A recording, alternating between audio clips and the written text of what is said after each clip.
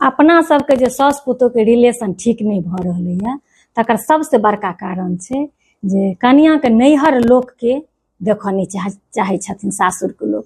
ने ओ सिखा देलकै, पढ़ा देलकै, बहिन सिखा देलकै, माय सिखा देलकै और ओ नैहर से कटल रहे। और अपना सास को ओ कतेक सुख देने छथिन से तऽ केओ कनिया देखनहियो रहै छथिन, आ जे नहीं देखने छथिन तऽ इतिहास तऽ सबके बुझल रहै छै जे केओ कारी अक्षर से लिखने छथिन कि केओ स्वर्ण अक्षर से लिखने छथिन। तऽ ओ तऽ आइ काल्हि सबके पता चले जाइ छै।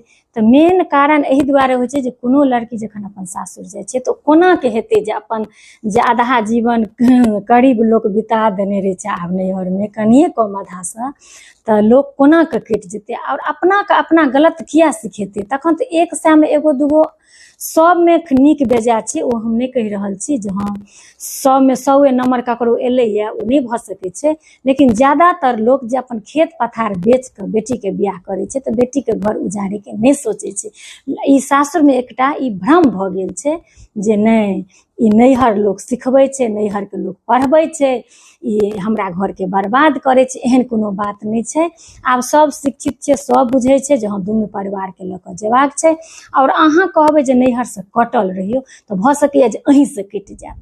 बस हम तऽ इएह देखलियै, हम बहुत रिसर्च केलहुँ, एहिमे हमरा ई पता चलल हन। अहाँ सब अपन अपन राय देबै।